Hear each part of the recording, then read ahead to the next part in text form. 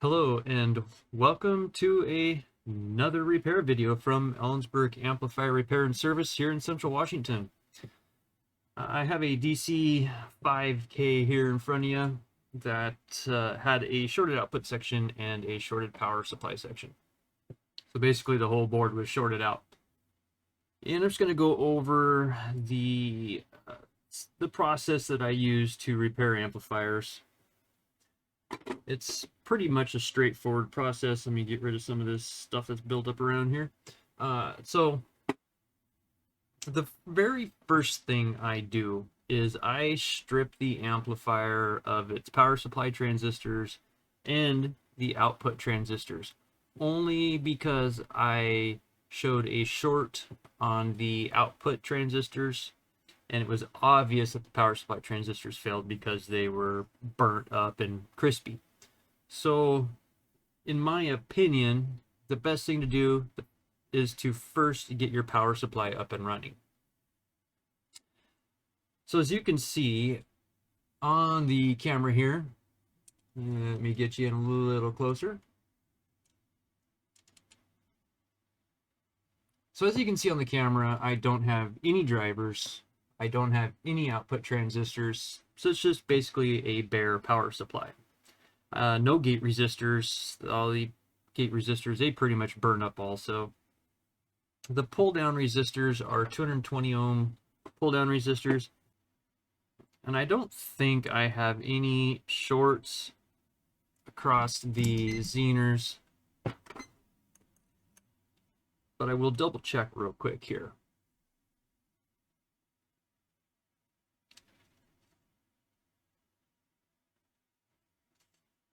$290, 300K, 300. They're all pretty close here, so I'm not suspecting I'm going to have a problem with the Zehners. Sorry for the reach on this. 298, 298, 299. And you'll know when one is bad because it will show either a really low resistance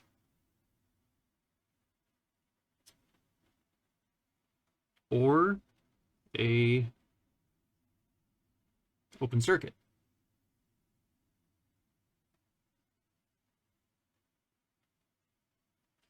So far we're looking pretty decent on that. And then of course you have the signal diodes and the resistors at the drivers. And they're 1K resistors. Can't quite see the color bands on these, but I'm just going to zoom here real quick. So we are 500 ohms. So they're 500 ohm resistors. Yes, 500 ohm resistors, which these rarely open that I see when it comes to a failed power supply section. So those look great, and the drivers on these are the KSA 1275 and the 3228. See, KSC 3228 and the KTC or KSA 1275. Sorry about that. So yeah, so that's just basically your just quick rundown of the power supply. I do have a bunch of gate resistors here ready to go back in. My primary goal is to get the drivers in, get the gate resistors in, and then make sure that all the functions of the power supply card itself are still operational, which means my gate drive on all outputs. So I'm going to need, what, 8 1275s? So 8 1275s. 1, 2, 3, 4, 5, 6, 7, 8 1275s, and 8 3 228s. 8 3 228 transistors. And then I'm just going to plug them in where they belong. I've already checked for carbonized areas of the board, and there are no sections that have carbonized areas.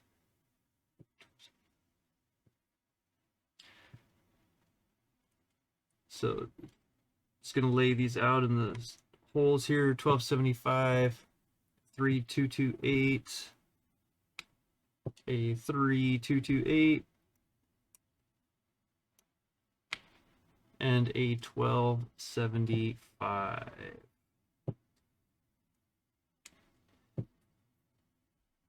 So again, what I do is I use a foam mat.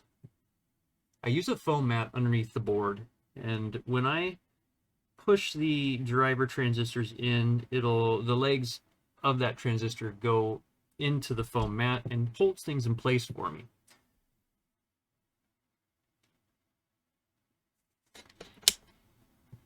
I'm going to fire up the soldering iron here.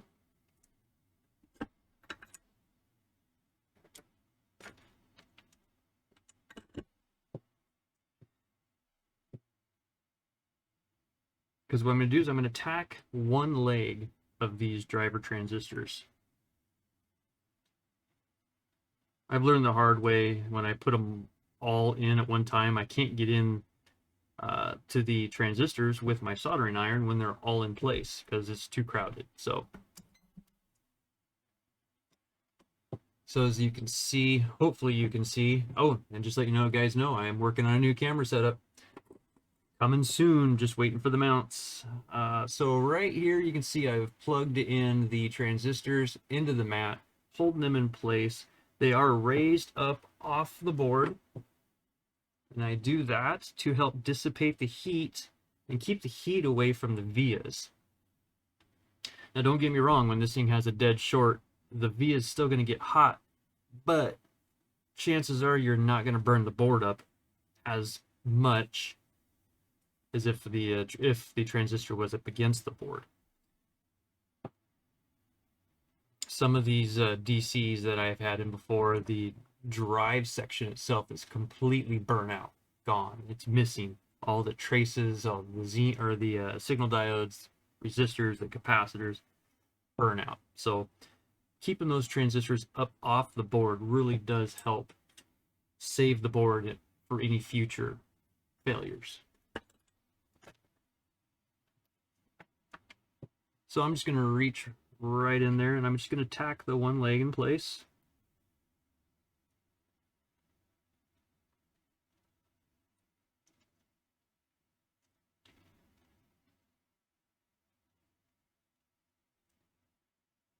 This will allow me to flip the board over and solder all the transistors in place on the backside.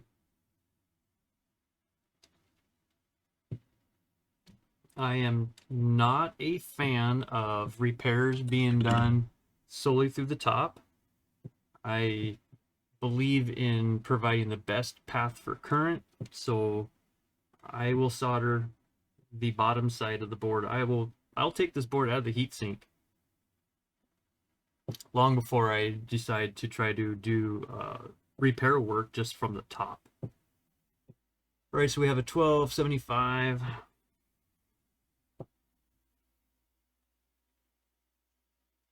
Plug that one in. 3228.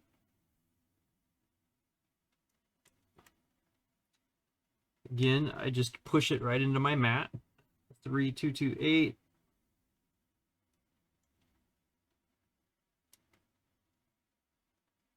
And then another 1275. These are some of the most common transistors you're going to find in power supplies. I keep thousands of these on hand because these are so commonly used.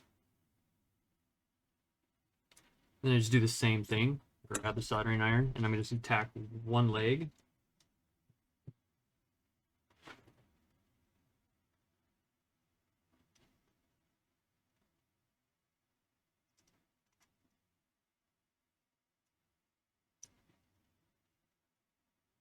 if I can get to it. Again, it does get a little crowded down in here.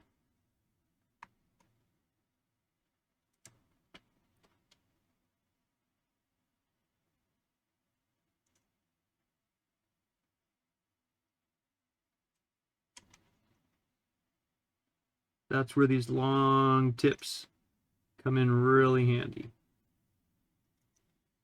I just kind of squeeze my way through, get solder on the one leg.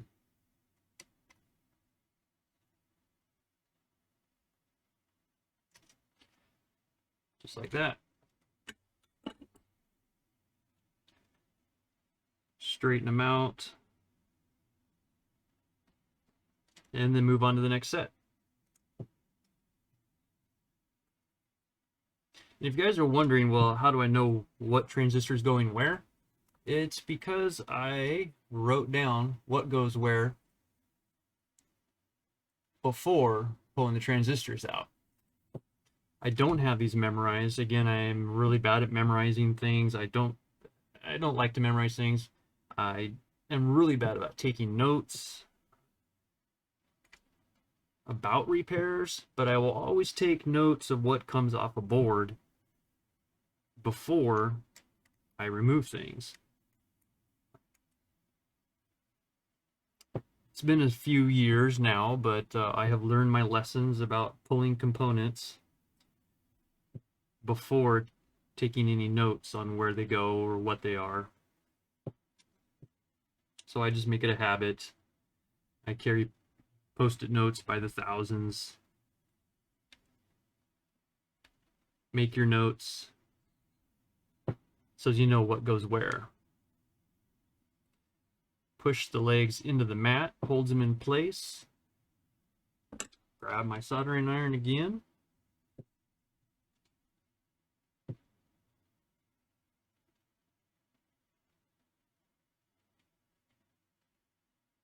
And tack the legs. Well, I shouldn't say legs. I tack one leg of the transistor. I almost said transformer. Tack one leg of the transistor in place. Again, this is when I flip it over, they don't fall out. Then a 1275. 3228.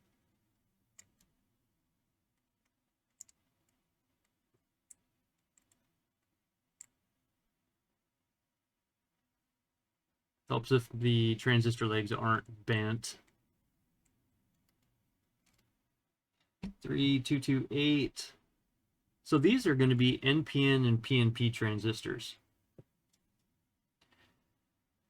And if you're not familiar with NPN or PNP transistors, I do highly recommend reading up on the functions of NPN and PNP transistors to understand how they, let me back up, to understand their role in taking a signal and making it do what you want it to do. So you're going to have some transistors connected to ground. You're going to have some transistors connected to 12 volts. Remember, this whole process is nothing but a overgrown switch mode power supply. Uses a TL494, or on some drive cards, you're going to see the the KA7500. I see that drives these. So I've tacked one leg of each transistor. I made sure that they're straight the way I want them to be. I'm really big on looks, because looks has a lot to do with customer satisfaction. Does the work look good? Does the work look of high quality? Well, is it high quality? If it looks good, you're going to have quality in the repair. And customer retention is very important when it comes to business. So I'm going to flip the board over and just solder the backside of these transistors. I can't wait till I get my new camera set up. And I think you guys are going to thoroughly enjoy the quality of the videos to come. So again, stay tuned for the video upgrade.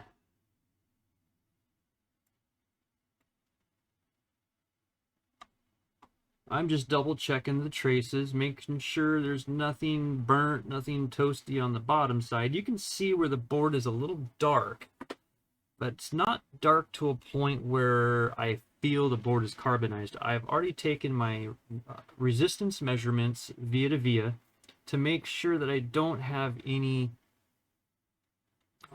really high resistance value connections in between.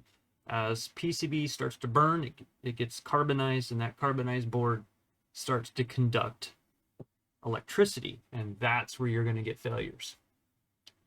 So now let's get down to this board here and solder the rest of these legs in place. I will use a little bit of flux. The Kester 44 that I use is fluxed solder, but the flux in it, I think, is more of the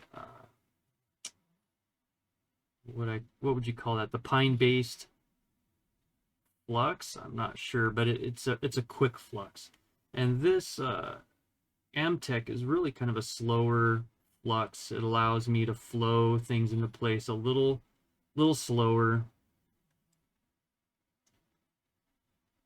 And it does react very, very well with the Kester 44. Let me get my soldering iron as I keep reaching around the camera here.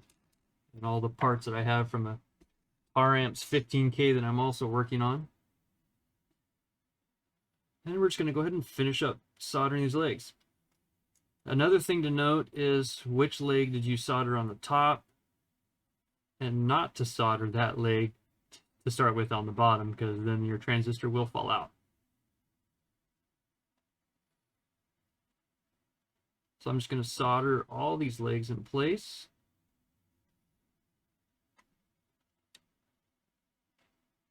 Making sure that the solder flows down into the via. You'll see it kind of get sucked down into the hole. And that's what I'm looking for. I'm looking for just a solid contact, a solid solder connection from the transistor leg to the via.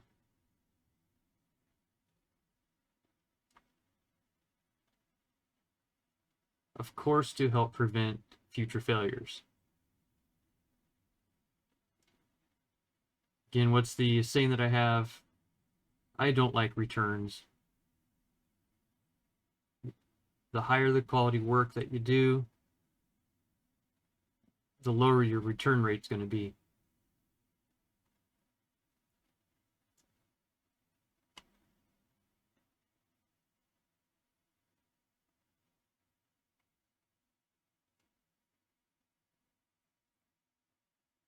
I've probably had 3 amplifiers come back.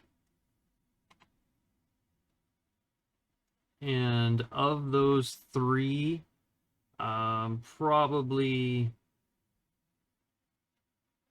2 of those 3 were from user error, overloaded, and then thinking it was just me and the parts or quality that work that I did. And one that came back was actually from I have a batch of 3205s that were counterfeit or rebadged, but they were not true 3205s. And that amplifier did come back. I resolved took the old 3205s out because they did not support the current, and put good 3205s in.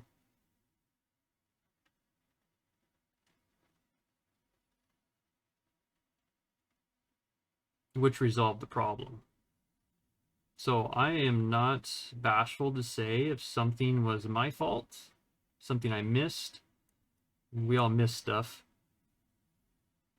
But one thing that drives me crazy is counterfeit, rebadged parts. I try to do my best due diligence when I get parts in to verify the parts.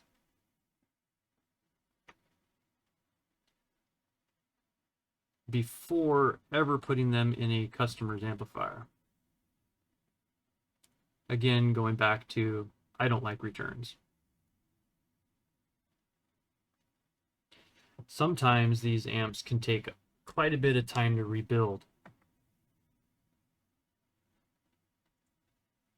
These 5Ks aren't bad. They don't have a lot of components. The 24 and 40s that they use are getting pretty expensive. Getting a little easier to find. I have found that Newark does carry the 24 and 40s. They have a couple hundred right now, but not for long, guys, because I'm going to be purchasing them. But they do have like 1,000 or so in their Europe warehouse. But the 24 and 40s are key in the Korean design builds. So if you do this kind of work for customers, I would always recommend staying on top of where you're going to be getting your products from.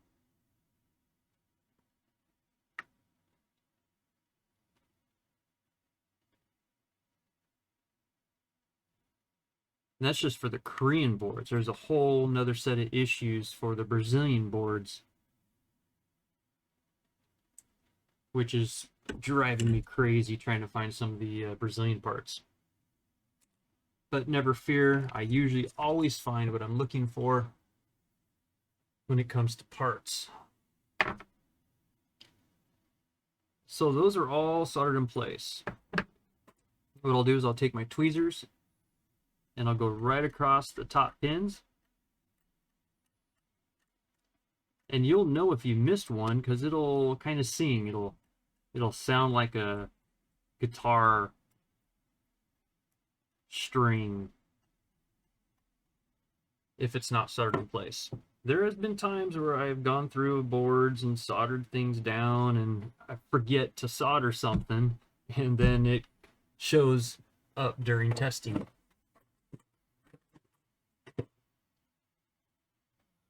I try not to get into too much of a hurry when I'm doing repair work, because when you get in a hurry, you will miss things, and yeah, it'll just cost you more time in the long run if you forget things.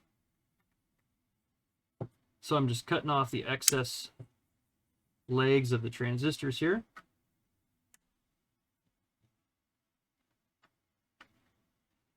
And again, guys, I want to remind you that I do have two big black labs here that if they hear anything, they will start barking. So people with earphones, please keep in mind they are right behind me resting right now, but if they hear anything odd, they will start barking.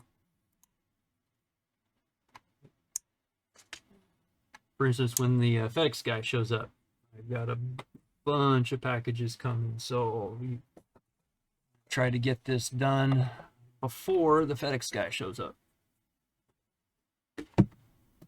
Then I'm just going to take my isopropyl alcohol here,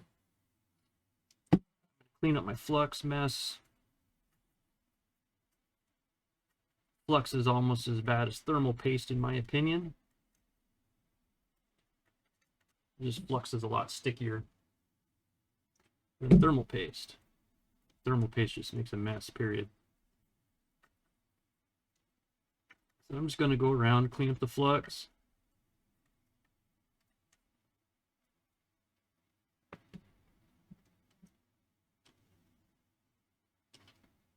So that it doesn't end up on my mat.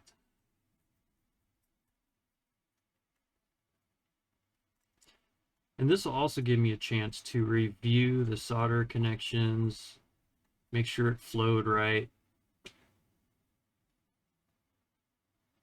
because the Hacko is still hot. And if I need to do any adjustments, I will do it now before flipping it back over. And I'll take my tweezers and clean up anything that's left of my trusty Q-tip.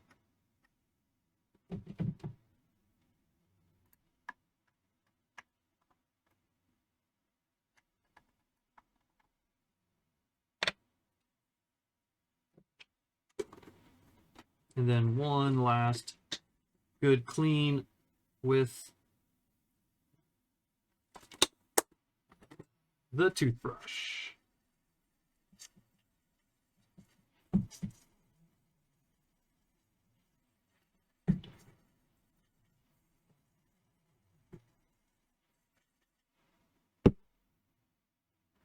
Get my paper towel to clean up the excess isopropyl alcohol.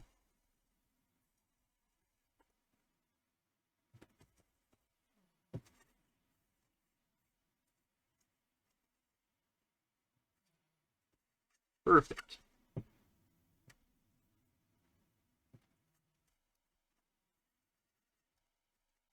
And then review the solder.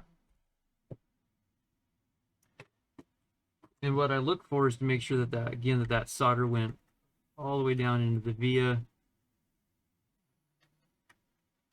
So like right here, it looks like I'm missing a little bit of solder.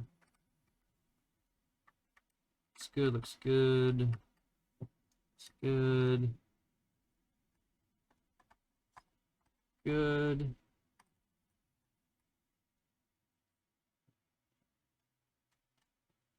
So I'm going to add a little bit more solder to one of these points here, because that's how meticulous I am when it comes to the repair work.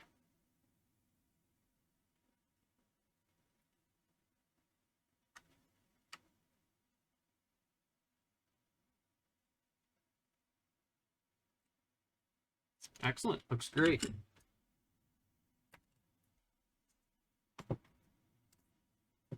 So no spare pieces of metal, tabs like that right there is part of a transistor leg that I cut off that was sitting up against the power supply header pins.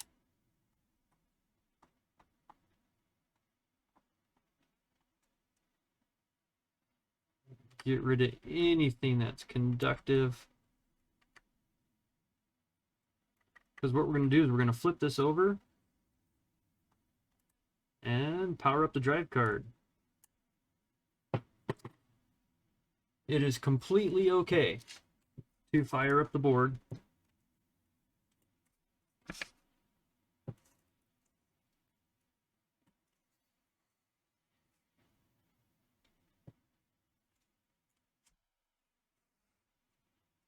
With the transistors removed. There's no issues in doing that. You're not going to hurt anything. Nothing's going to get harmed. So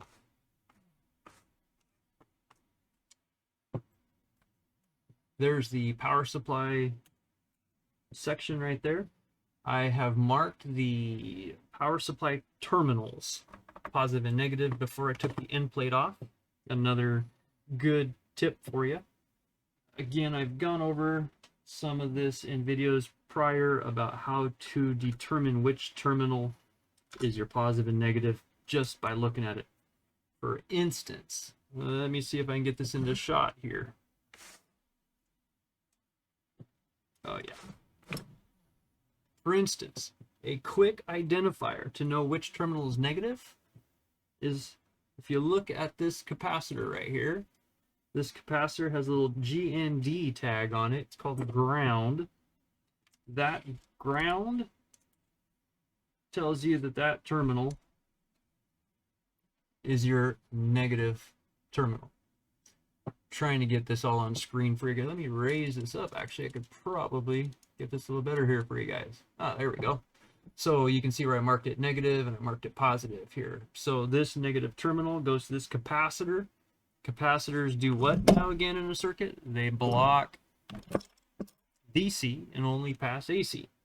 So it goes to this wire here that is connected on the bottom side of the board.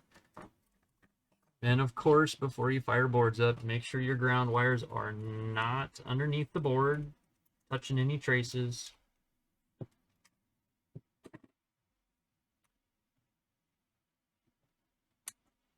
Get the scope fired up.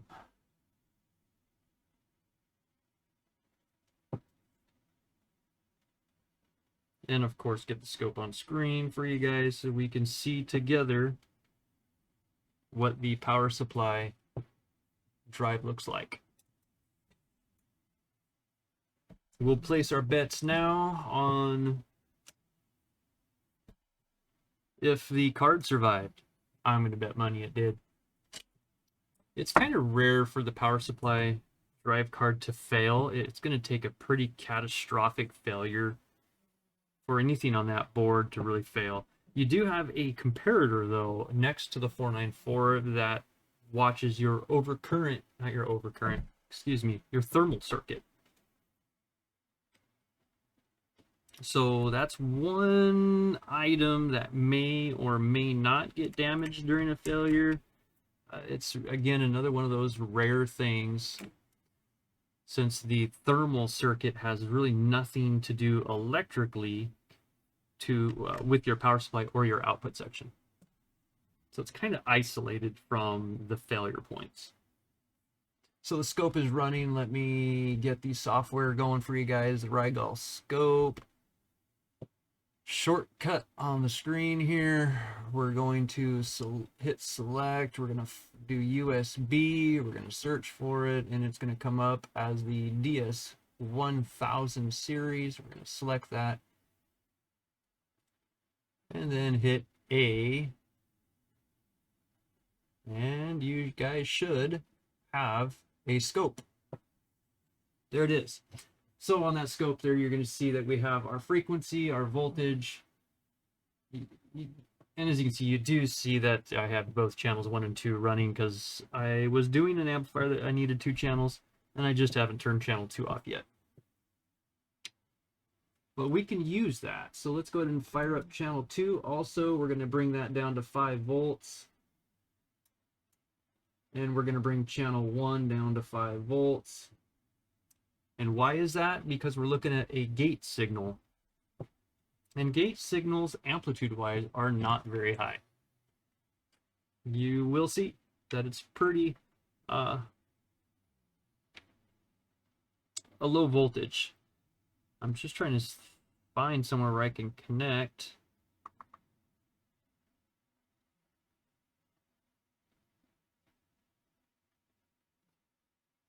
Where can I connect for the gate signal here? So I'm going to do a push and pull. 1 2 1 2 1 2 1 2. So there's a push and pull.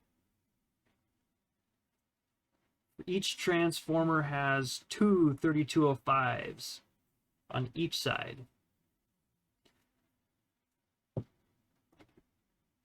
Now let me find my remote wire here. And we're going to go ahead and turn on my 10 amp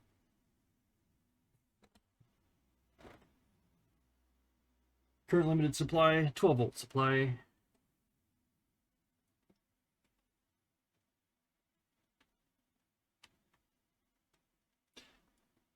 Let's see, this amplifier, it doesn't matter now, but this 5K was the slave of a strapped amplifier. So just let you know.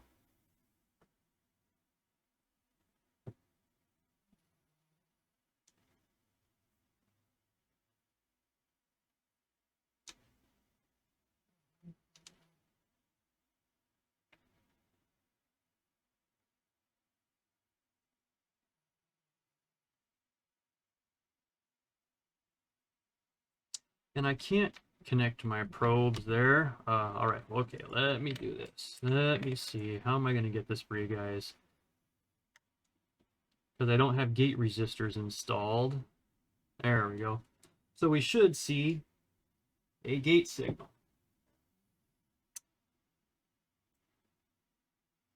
So there's your gate signal. The relays did engage. So the power supply drive card delay circuit for the relay is active. It runs. And there's our gate drive for one transformer. So what I'm going to do is I'm going to hook up my remote wire here. Just using that alligator clip there on the remote terminal. And I'm going to go through each set of transformers to verify the right amplitude of the gate drive. So we are running a 6-volt gate drive here. So 6 volts on that transformer. 6 volts. So we got 6 volts and 6.2 volts on that transformer. 6, 6, 2. 6, 6, 2. Looking good. There's no ringing. Let me go to the next one here if I can see. 1, 2, 1, 2. 1, 2, 1, 2. 6, 6, 2. I'm looking at this backwards here, so bear with me.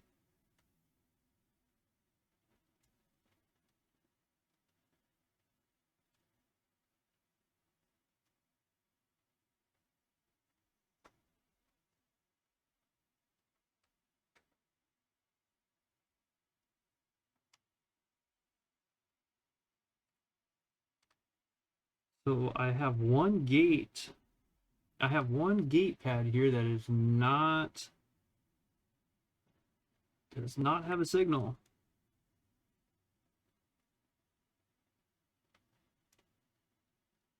Oh yes.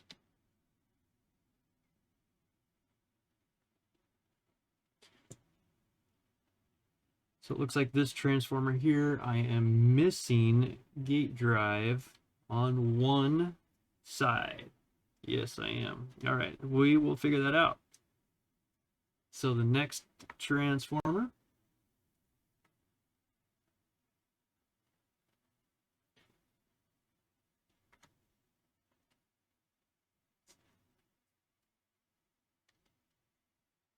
And the next transformer.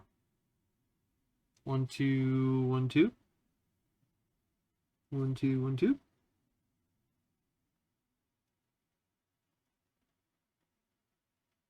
6, 1, 6, 2. So let me double check and make sure that I have gate drive.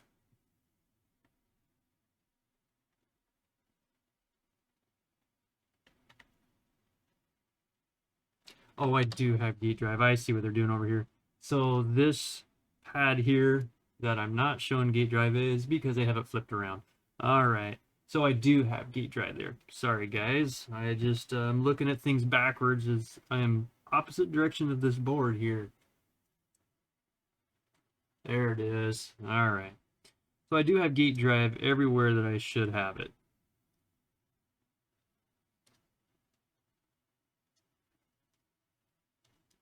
Yes, I do. Perfect, perfect, perfect. There it is. That's what I was looking for. Yep. All right. So I do have gate drive, and there's no ringing, no overshoots, no odd abnormalities in the signal. So I am completely pleased with that. There's no heat.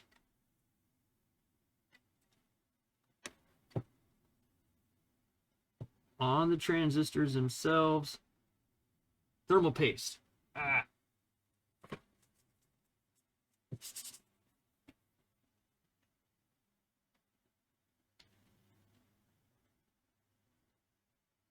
So I should be good to go ahead and install the gate resistors and the 3205s. That will allow me Once I get the gate resistors put in and the 3205s put in, that'll allow me to power up the rails and then check the IRS 21844 drive ICs on the output drive card. The output had several, probably half of the output transistors shorted. So you really got to just remove the output transistors, just take them out of the equation, get your power supply running, fire up the output. It will start. You don't need a signal. These are self-oscillating cards. And then what you're going to do is you're going to check the low side drive of the output ICs. You will see low side drive if the ICs are functioning as intended. And that's what I look for. Once I see the low side drive on each of the 4 output transistors or output ICs, then I know I am good for the most part to put the output transistors in. So right now we're about halfway there to getting this amplifier up and running. So I will be right back with you. I'm going to get the gate ICs. I'm going to put the gate resistors in. Sorry about that, confusing myself. And then I'm going to put the 3205s in to fire up the power supply. So I'll be right back with you guys. Stay tuned. All right, so now I'm just soldering the gate resistors in place. And of course I'm using my Haco desoldering iron to quickly solder these legs to the via.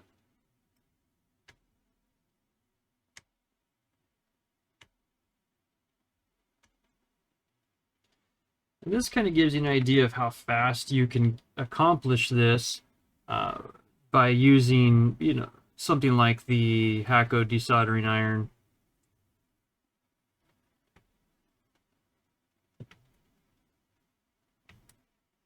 To solder in multiple leads in one round. I think I have this set at 1.5 on the dial, so it's not super hot, but yet not so cold that you have to sit there forever to solder something in place.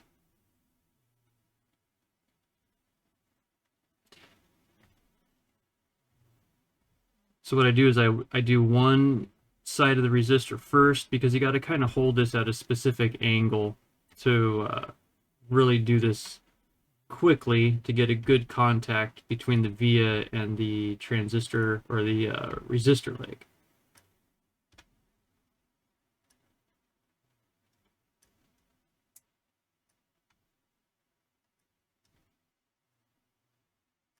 And that is how fast it is when it comes to soldering resistors back in place.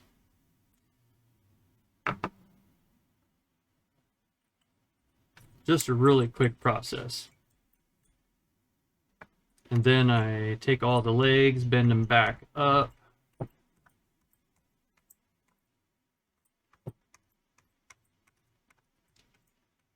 Because what I'm going to do is I'm going to cut the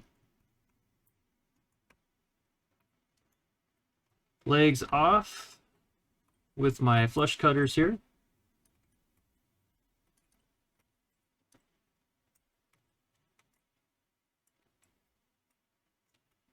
And then make sure nothing is shorted.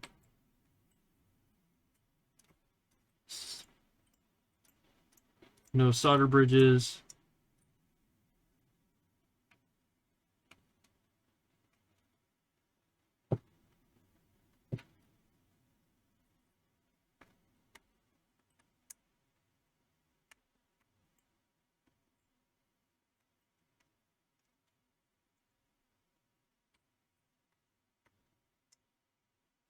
And just go right down the line. Of course, it helps if I use my flush cutters that are not broken. Much better.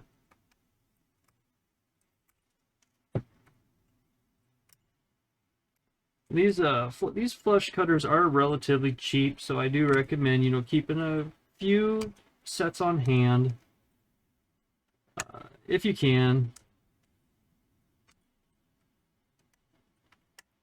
If you find yourself soldering, oh, I missed one. If you find yourself soldering, you know, hundreds of these a day, it's always good to have a couple of these on hand. I buy these in bulk, so. And you can't quite hear that. Maybe you can, maybe you can't, but when something's not soldered, it'll sound like a guitar string. So I heard that one as I was pulling it up.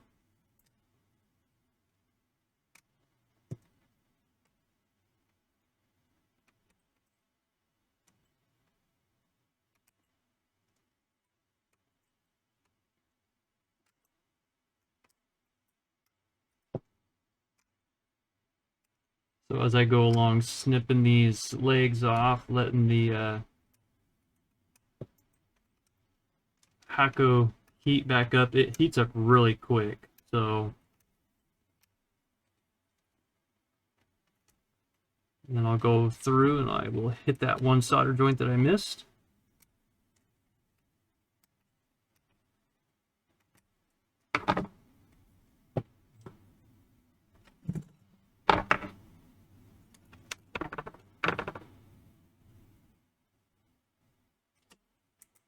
Quick as that, cut that off, and then ready for the 3205s. All right, welcome back here to this DC Audio 5K. So I have the 3205 power supply transistors installed. So we are good to go ahead and fire this up. Oh, let me get this scope back up. I had to restart OBS because I was getting a glitch in the camera here. So actually I have to reshoot this. So let me get the scope here for you guys.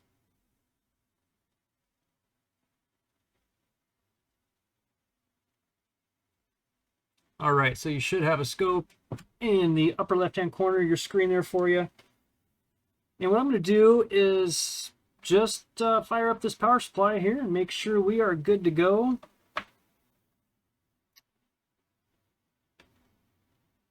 I do have my 12 volt, 10 amp current limited supply plugged in, hooked up, and ready to go. Let me scoot this over a little bit more so you guys can get a better shot of the whole power supply area here. All right.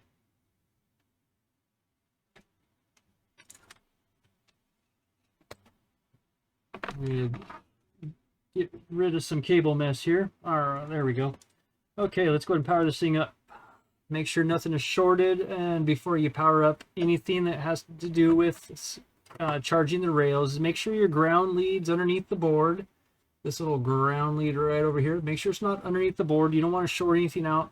And you have another one over here on the output section, so make sure it's not underneath the board so you don't short anything out, because again, this is going to build rail voltage. I'm just going to do a double quick check to make sure everything looks good. Just a quick visual inspection for solder bridges or anything. I'm going to go ahead and fire it up. And the relays click in, and I have a green light. So green light means go. Kind of a dim green light on this DC5K, a little dim. I noticed I've been having to replace a lot of LEDs lately. So sometimes when these boards fail, it also takes out the LED. So what do we have here? We have a good gate drive there for you on the screen there. And let's check the drive of the transistor itself. So we have a nice, clean square wave. We should have this across all the transistors. Nice, clean, no jagged edges, no points, no overshoots. No crazy undershoot pulling below ground there. So we're looking good on the transistors. Now how about the rail? Let's check the rail voltage here. It's a positive rail voltage. We are at 108 volts, and negative rail voltage we are at 112 volts. So as you can see, and that's just one side of the board, as you can see there's a huge potential for this power supply. And this goes for any switch mode power supply. There's transistors, there's high voltage, there's capacitors. These capacitors do have discharge resistors, as I will point out here for you. You got one right here, and you got one right here, discharge resistors. So when you remove power from the power supply, those resistors are going to be responsible for discharging those capacitors. So we're looking good there. Power supply is up and running. We should have auxiliary power up and running. This board does not use, oh no, I take it back, it sure does. It uses auxiliary windings here to supply power back over to the preamp section of the amplifier. So let me go ahead and scoot this over here into your guys' view for the output section without shorting anything out, of course. All right, so there's a good shot of the output section. We have 4 IRS 21844 drive ICs right on the card right over here. We have a TL072, a 211, or a 311. And then, of course, you have your protection IC up here at a comparator, so a 393. What that is doing is looking at your current. Is it? Yes. Yes, on your negative rails here, you're going to have shunts here that the 393 is watching the voltage drop across those. So that's going to be your overcurrent protection IC on the riser card here. So what I'm looking for is gate drive on the low side from each IC. So I'm just going to count the transistors here. So we got 1, 2, 3, 4, 5, 6, 7, 8. So we have 8 output transistors per side, and you have 2 ICs per side. So it's going to be too high, too low, too high, too low. So let's determine what we have here. So this is going to be your high side, which you're not going to see a signal on because there's no transistor installed. You can preload this with capacitors to simulate a load on your low side to get some rail-to-rail switching. But here's your low side drive on one IC. Let me get this up into view here for you guys. So I'm going to have to raise my scope up here a little bit, and then I'm going to drop the trigger down. So the time base is at 200 microseconds there at 20 volts per division, and I have raised the horizontal line so you guys can see this clearly on the scope. So there's one IC. So remember, these are 2 and 2. So 1, 2 is high, 1, 2 is low. The next set. So there's the other IC. So that's going to be 2 on the low side. And of course, you're not going to see anything on the high side. Now, that trace is above 0 because I raised the horizontal reference. So keep that in mind. So there's 2 ICs that so far have survived the output short on this amplifier. So I'm going to go over to this side here. So that's going to be your high side because there's no drive and it's above the 0 reference.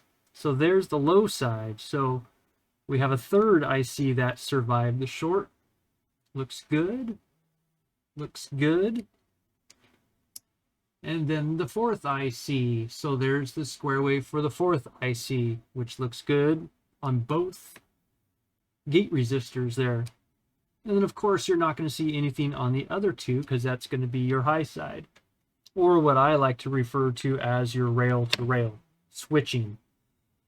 I know sometimes I use terminology that isn't to par with other people in this world. So just keep in mind that I try my best to explain what you see on the screen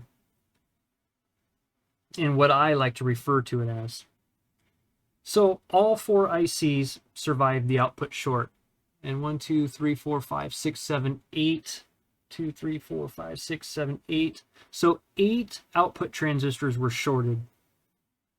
8 survived, 8 shorted. And I am just amazed that the IRS 21844 ICs, all 4 of them, did not suffer any catastrophic failures. A lot of times when the outputs fail, it'll take out the drive ICs. And just to let you know, on this particular board, the output transistors didn't fail in a way where they blew open like a little firecracker. You could not physically tell that any of the output transistors failed, but 8 of them were shorted. So that really covers the power supply section of this amplifier. The output section, verifying that we have low side drive coming from each IC, which that gives me a high probability that I'm good to install output transistors.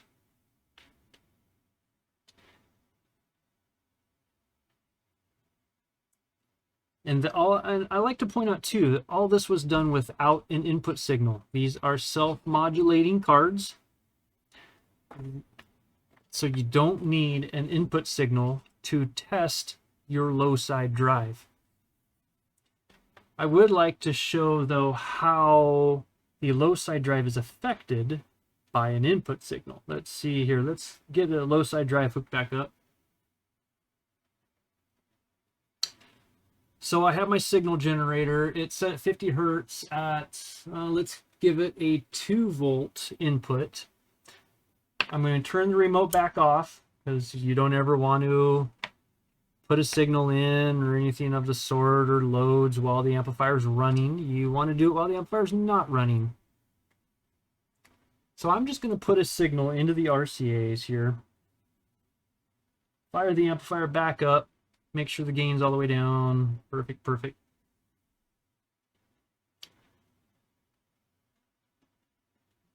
How much? Hold on, let me see. Just for 1 second. Let's go ahead and fire this back up so we can get a reference of our low side drive. So there's the reference. Frequency 2.27 kilohertz. Let's get duty cycle up here. Let me find the duty cycle.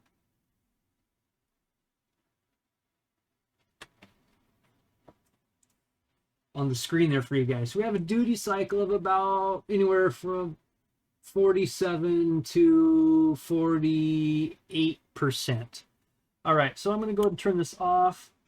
I've got my signal generator at 50 hertz. I'm going to go ahead and hook up the RCA jacks, and we're going to turn it back on.